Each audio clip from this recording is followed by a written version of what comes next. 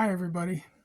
I had some time today to work on some lighting that may or may not work, and I thought I'd share the experience with you. Whether I fail, you'll learn from it, and if I succeed, you'll learn from it. So I'll start by showing you this shelf right here that I've completed, and you can see it gets plenty of light by the lighting I have up above.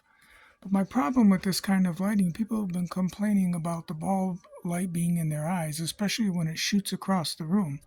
So I added this uh, piece of formica here to stop some of the light from getting into corner marshals' eyes as they work on the track down here. To remedy that, for my next shelving, I am going to try to use inexpensive strings of Christmas lights. Now up here in the dark, hopefully you can see it, is my latest shelf for club racing, sports cars. It's not complete, and as you can see, it needs some sort of light. And adjacent to it is a shelf that I'm also working on that will be for Group 5 cars. And in the background, I plan on having pits, or at least a diorama of the pits at Sebring. You're looking up at my open rafters here in my workspace, but I'll have that camouflaged properly. In order to illuminate this, what I did is I got 100 string of LED lights. This is my workbench, and it was this box right here. And I think I paid under $7 for them after Christmas at Lowe's. And this string right here is probably enough.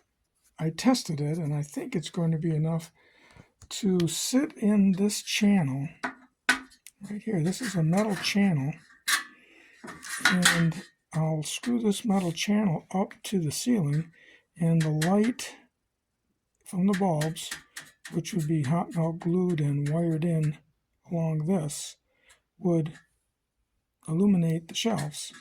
Now this started life here as a metal stud.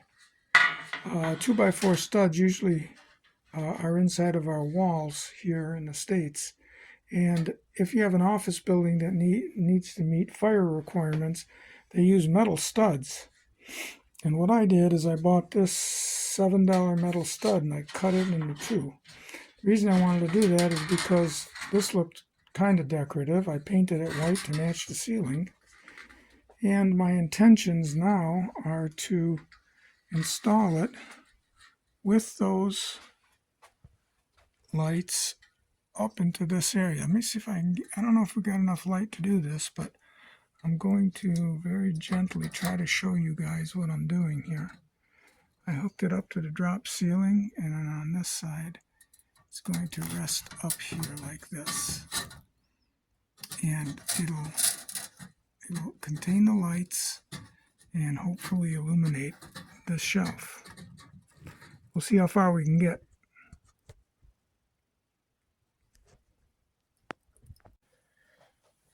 Okay guys, I've shown you how this originally was a 2x4 metal stud, and I cut it roughly. I didn't worry about the size of the cut, and the reason for that was because I had planned on putting this reflective aluminum tape down over that before I put the lights on, and that would increase the luminescence by reflecting the light off of the little LED light bulb.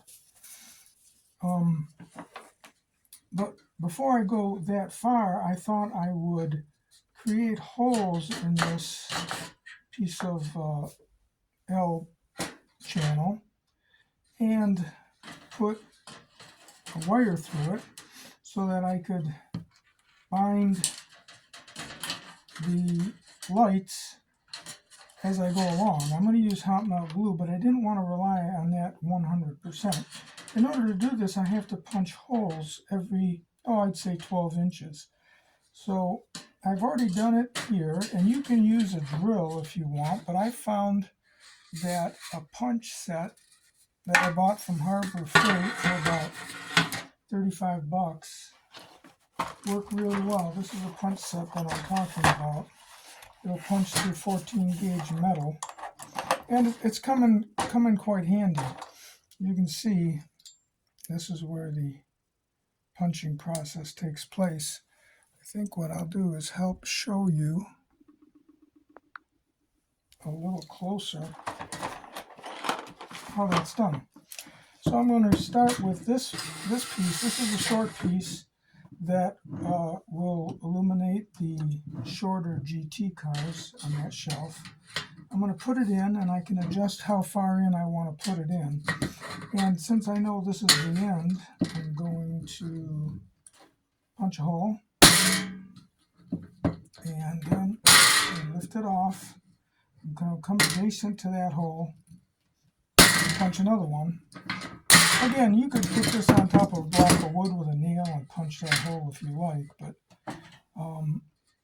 I'm going to use this mechanism as I go along. Now, this piece was already done, and I'm going to, you can see the wire there, I hope. You can see the wire there coming through. I'm going to take that out, and I'm going to add this silver tape over the whole thing. And then I'm going to come back and pierce those holes with just a pencil. And I have some odd holes here and here in order to screw it up to the floor joists above and hold the whole assembly. I want to show you the wiring of the LED Christmas lights. These lights are a set of 100, and what I did is, normally the light string has a female outlet on this side, and that's so you can extend them end to end when you put them around the Christmas tree or wherever you're decorating. We don't need that. It just adds a third wire for me to wrestle with. So I found by cutting that away, covering that with hot melt glue so it doesn't short out, I can strip this wire away. And I made out of a piece of cardboard, I made something that I could use to reel this in so that it'll make it easier for me to unspool it. And that's my goal. I'm going to unspool this wire all the way across to minimize the amount of wiring that I need to wrestle with. At the other end of this light 100 bulb LED light string, I added 4 feet of cord, 16 gauge. And I did that by using a stripper, and I crimped these connections in, as you can see right there. It was simple. I wanted to keep the fuses that are inside of this plug assembly here. And that allows me to be able to plug this in to a outlet up above on the ceiling that turns on when I turn on the shop lights.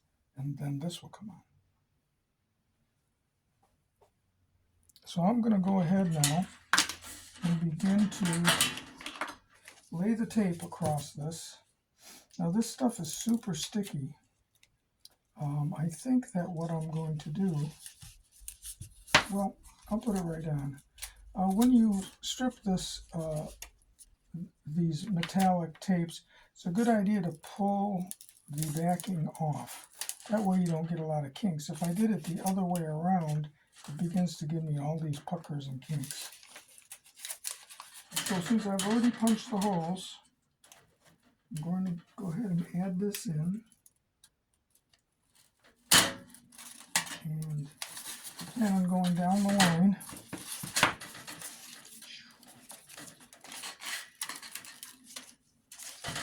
And when I'm done, I'll catch up with you in another segment.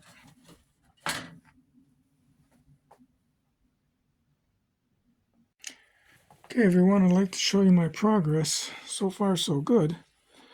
I was able to punch holes in the smaller length, and now on this longer one, we've set the aluminum tape in there. I polished it a bit so we get a reflection of the bulbs. And then, as you can see, if you press down, you can find the punched holes right there and there.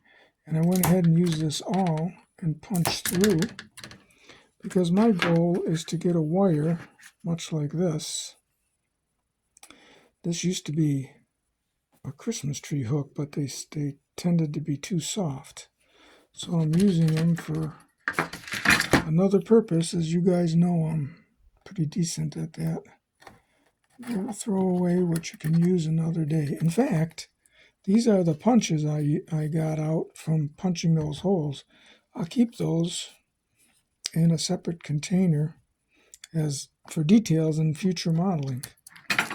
But anyway, we'll flip this over and you can see that now I've got wires in there that I can start to tie my lights down with. Now, guys, the length of these two shelves is such that one is about a third of the size of the other. So since we have 100 bulbs, we're going to divide it into 33. So to begin with, I took the shorter one, and what I did is I counted out a length of 33. I cheated a little bit. I made it 35. And I wired in the very first light. As you can see, we've stripped it down to two wires because we didn't need the plug at the end. And I came all the way across, counted 35, and I wired him in right here. So you can see he's wired in.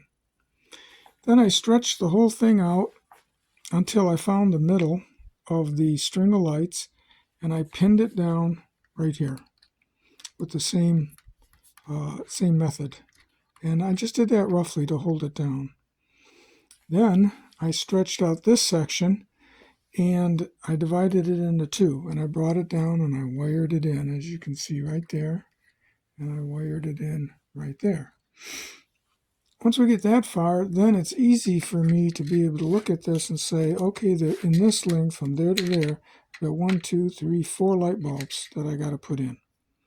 So what I'm about to do now is hot melt glue that in. And then once that hardens, I move on to the next one, the next one, the next one, until I get them all hot melt glued in place. I'll see if I can show you in the next segment how I do that. Okay, so you can see that I've got this length of wire after I divided into thirds, and it went from this light and this light that were wired on. My goal now is to get this set of lights into there. So I split the difference again, and I know that wire has to end up being hot melt glue in that area right there. So I'm going to take my hot melt glue gun. I don't know if you guys can see that or not. And the hot melt glue gun is not cooperating today, but that's okay. I'm sure you guys have experienced that yourselves. And now I'm left-handed. I'm going to take some water, and as I hold that down, just spray it a little bit just to cool it. Lick my finger and hold it down. Now that makes it cool quickly, so I don't have to wait for it. So at this point, I've split the difference there again, so now I get the idea of where my bulbs are going to have to end up. So I'm going to twist and place the bulb in place like that. I'm going to hold him down, much like that. Hopefully you can see that. take my hot melt glue gun and I'm going to apply glue under. Come on, you. My glue gun is not working anymore, guys, but I'm sure you've experienced that kind of problem. Come on, you. Get a grip. All right. That's going to be good enough for what we want to do. So we're going to hold that in place, and I'm going to give it just a hit, a little bit of water, and press it down. Make sure that it stays in place. So the bulbs that are going down will all end up at an angle close to this edge right here, so that it isn't as visible from underneath. So I'm holding it down for that amount, and you can see how it's set up right there. We'll do another one right in here. I'll tuck the wires in, and I will get my broken glue gun, hot melt glue gun, and I'll put some inside there, like so. Making sure I don't get it on the bulb, so if the bulb ever goes out, I can replace it. I'm going to give it a hit of water, just so that I don't get burned, and I'm going to hold it down. Now this guy right here was one of them that we wired in, but remember, that's sort of a temporary thing. It's just so that I could make the bulbs distribute easily or evenly. So I'm going to take my hot melt glue gun again, and I'm going to put some underneath it, like so, a little bit above it. Set it in place at the right angle, just like these two. I'm going to hit it with a little water, lick my finger, and hold it down for just a bit. So the water cools off the surface real quick, and it allows me to hold it down and keep moving. Without it, it would take a good 3 or 4 minutes before I could move on. So these three guys are done. Let's go ahead and put these in.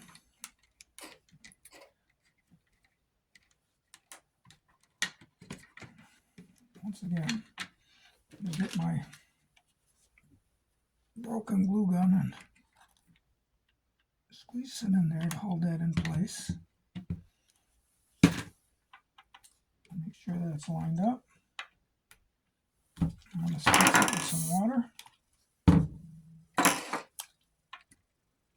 Hold it down my fingers. So these 4 bulbs are now complete. Let's see how this is going to look.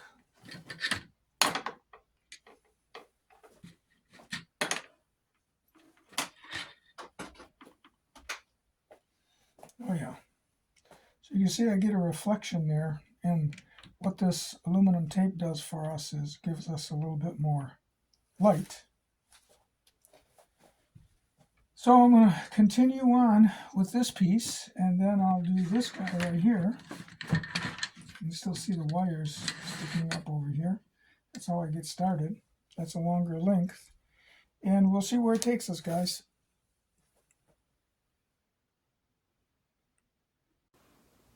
I'm glad you're here, Ryan. All that work I did on the lights, where it took me was, this is the finished product. I'd like to show this to you. I was a little disappointed because it wasn't quite as bright as I expected with the Christmas lights. And the reason I went with the Christmas lights is because I wanted the yellow sort of a glow, but it still sort of is bluish. Come on over here and you can see how it illuminated this section right here. And I'm very happy with it. I'm not complaining, but I'm not so sure I wouldn't have used under counter lights the next time around. But if you back up, you can notice that one thing went wrong. I got light leakage up there, which I think a piece of tape can solve that.